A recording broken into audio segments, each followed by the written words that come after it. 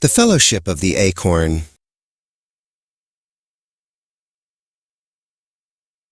In the sun-drenched clover meadow, Elmwick was a mouse who preferred old books to grand adventures.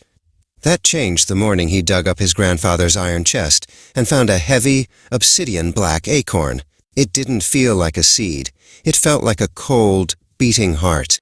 This was the shadow seed, an ancient relic that had once belonged to a tyrant who nearly withered the world. A shadow fell over the meadow as Silas, a great horned owl with eyes like burning lanterns, descended from the sky. "That acorn cannot stay here, Elmwick," Silas hooted, his voice like dry leaves. Its pulse has already alerted the night talons. To save the meadow, the seed must be taken to the forge of deep roots and unmade. But you cannot go alone. Hearing the call for a quest, 2 mouse knights arrived from the border guard. Cedric, the eldest, wore a cape of crimson silk, while young Bastian carried a shield made from a polished beetle shell. "We have sworn to protect the meadow from the shadows of the past," Cedric declared, drawing his needle-thin rapier. "Our blades are yours, Elmwick." The group was joined by 2 more unlikely allies. Scudder, a squirrel scout who moved like a flash of orange lightning, and Quillian, a hedgehog guardian covered in iron-tipped spines. "I know every path through the Whispering Woods," Scudder chirped. Quillian simply grunted, adjusting his heavy leather belt, "and I'll make sure nothing gets through our rear." Their journey took them to the roaring brook, a river that seemed like a churning ocean to a mouse. Scudder found a floating piece of bark to serve as a raft. As they pushed off, the current surged, nearly throwing Elmwick into the foam. Scudder lunged forward, his tiny paws grabbing Elmwick's tunic just in time to pull him back from the rushing water. Beyond the river lay the great roots, a maze of ancient, tangled wood. Suddenly, a swarm of shadow beetles erupted from the ground. Cedric leaped into the fray, his rapier flashing in the dim light.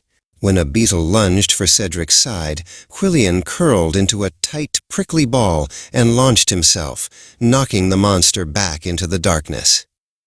As they entered the shadowed forest, the acorn began to hum with a sickly sweet melody. It whispered of power and glory. Bastian, usually the most loyal of knights, began to eye the acorn with suspicion. Why should the owl decide its fate? Bastian muttered. Silas turned his sharp gaze upon the knight. "The acorn feeds on doubt, Bastian.